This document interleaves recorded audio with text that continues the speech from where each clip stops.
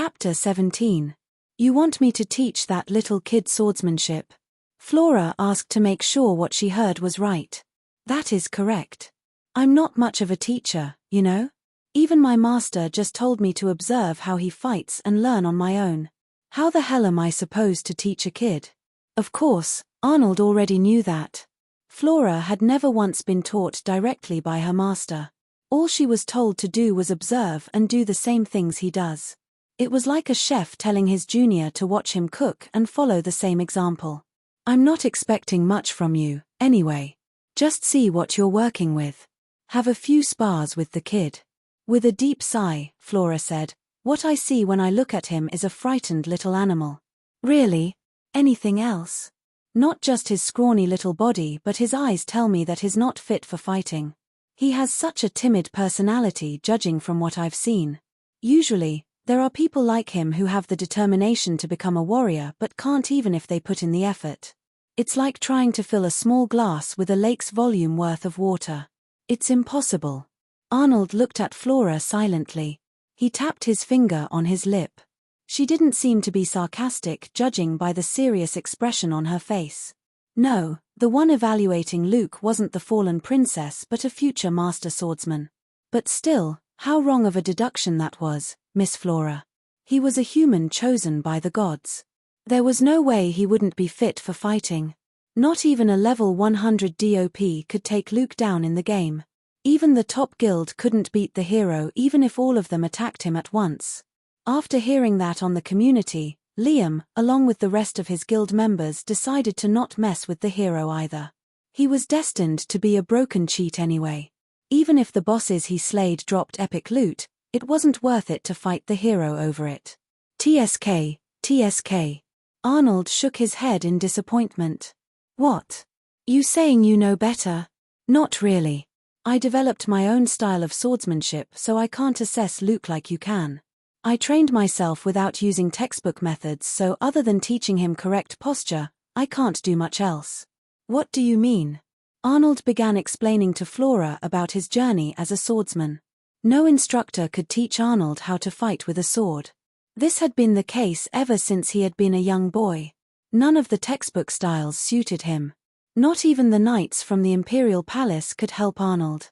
He was known as an irregular. His aura pool was massive, yet he couldn't use it effectively. This had all happened before Arnold was regarded as a prodigy of this generation. But then, he managed to create his own style of swordsmanship. That was what made everyone call him a genius of his age group. That swordsmanship style was Flow of the Tide sword style.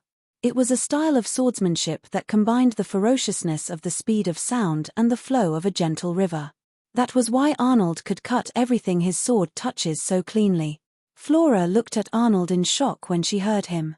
She looked at Lauren next. Is that true? He made his own sword style? Yes. But I have only heard this from others since I'm not well versed in swordsmanship. To me, all forms look the same. Lauren answered so. She was a magic caster, so it was obvious that she wouldn't know the difference. Flora's mouth was opened wide. That's amazing. Even my master had to train for years to make his own swordsmanship, she muttered. Come again. Nothing. Ahem. Very well then. I shall teach Luke the way of the sword. Arnold nodded in satisfaction. I will take care of Miss Flora's lodging. One of the guest rooms ought to be free. Lauren said. That isn't necessary, Miss Lauren. You need to rest. Flora replied in a fluster. But, Lauren. Arnold looked at her, who was still pushing the matter. You are the heir's head servant. In the state you're in now, you'll just get in the way. Did I not just finish this discussion with you? That's right. Lauren knocked her forehead. Keeping her here was the right choice. Great job past me. He didn't know what kind of trouble Lauren would get mixed into if she didn't continue working at the castle. At least this way Luke could watch her. I'll get one of the other maids to attend to you. Be grateful for my sincere generosity, slave. Can you stop calling me that? The carriage suddenly came to a halt. They had arrived later than expected. Chem. Why is the coachman not opening the door? Lauren leaned her head out. Why aren't you allowing me entry? The coachman approached the guard knight beside the gate. I apologize, but Lord Arnold must head to the castle as soon as possible. Lord Sebastian ordered us to protect the mansion before he left. The mistresses are still here, but the rest of the family have headed to the castle. Heh? Why? What? I should head to the castle? The mansion that Arnold had been staying at recently wasn't the family's main residence. It was mainly a second residence for the entire family. One could call it a vacation home. Then again, the second wife Judith was the one who told Marcus that he should build a second house for them. He was reluctant at first but changed his mind afterwards, since he knew that his two wives would always go at each other's throats. To ease the tension the two may have, he decided that Judith and Jack must live at the mansion. Outside, on the same estate, stood an annex building where the other mistresses lived. It was rare for the entire family to sit at the same table. Just like yesterday. Maybe the reason Arnold and the rest of the family was there at the manor that day was because Marcus ordered them to stay there. He must have kept Luke at the castle during that time. No wonder he found it odd that he woke up in the manor. The knight answered the bewildered coachman. His Grace has been called to the imperial capital. A confused expression appeared on Arnold's face, followed by his face hardening. Flora noticed his behavior. What is it? She asked. Nothing. What? I must head to the castle at once. Hurry.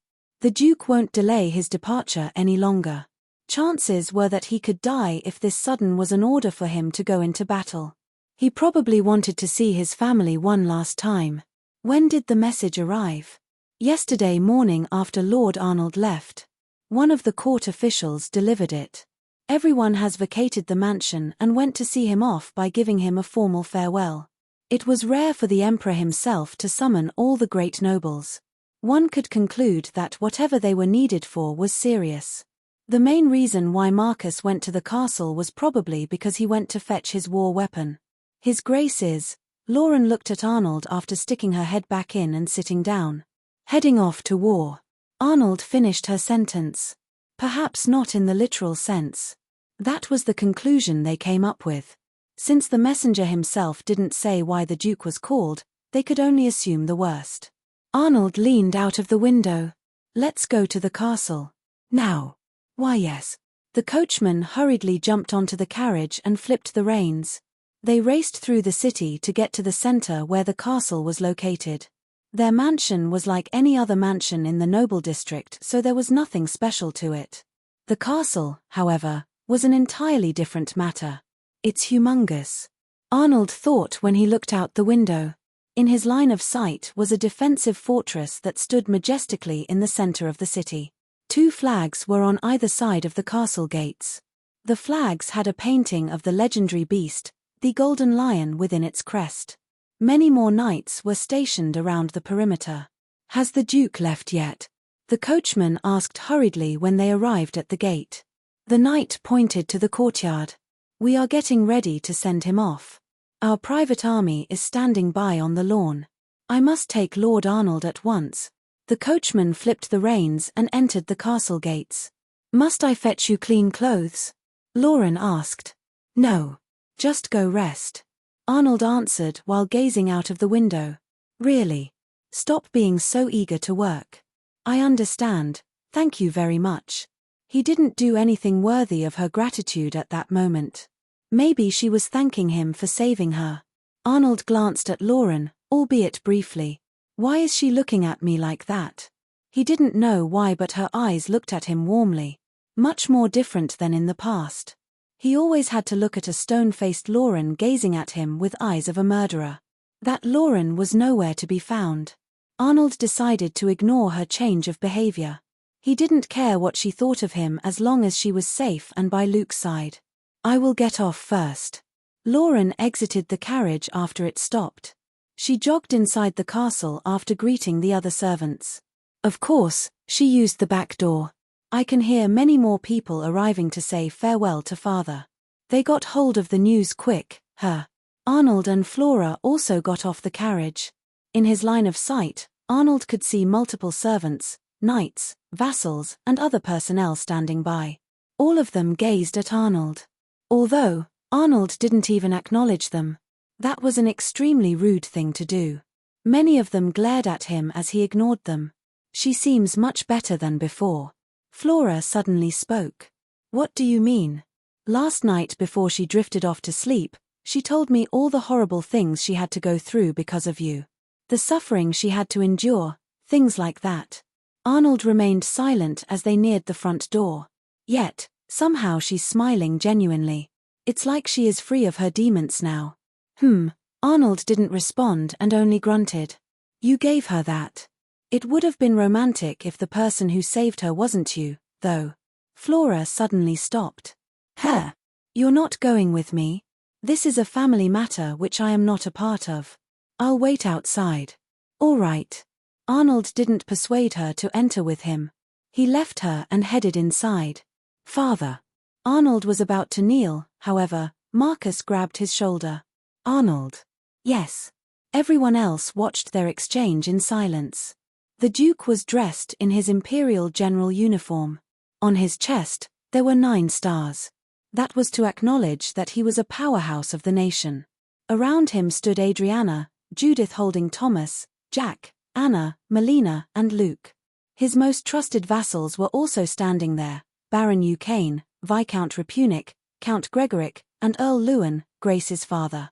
All of them had hardened expressions on their faces. While I'm gone, I want you and Luke to look after the castle in my place. Your mother will stay here and handle the management of the city with my most trusted aides. Sebastian will aid your mother, so he will stay here as well. Marcus left the company of his vassals and went into a corner to speak with Arnold. There was uneasiness in his son's eyes. Do not worry. Whatever it is that my old friend wants me to do, I will be sure to return alive. There was zero confidence in his voice. Whatever Jernic, the Emperor wanted him to do was probably not an easy task. There wasn't any sort of event that explained the Duke's departure, was there? Earl tried to rack his brains to try and remember. His father turned around to everyone in the great hall. He adjusted his tie and took out his glorious spear, Thunder. Arnold had seen it for the first time in his life. It was a spear that was forged from the lightning bolt of a god who wished to punish this world but instead was defeated by his own creation. It was only a myth, but some believed it to be true. When the Duke wielded this spear, he was the definition of a thunder god of the spear arts. Much like Arnold, who created his own sword style, the Duke created his own martial art. With thunder in my grasp, there is no need for me to fear my demise. If I do, however, meet an enemy who even I cannot hope to defeat alone, then I shall rely on the help of the knights I personally trained. They, who I raised with my own hands. The ground rumbled at that moment. The knights outside had heard their lord's words and couldn't help but be overjoyed. Since the Emperor had called for his arrival to the capital, it was common sense to take his strongest knights in case there was a need for extra manpower. The other 3 great nobles probably thought of the same thing, Arnold thought. As the Duke of this empire, I will surely return to resume my duties. At his father's words, Arnold stepped aside.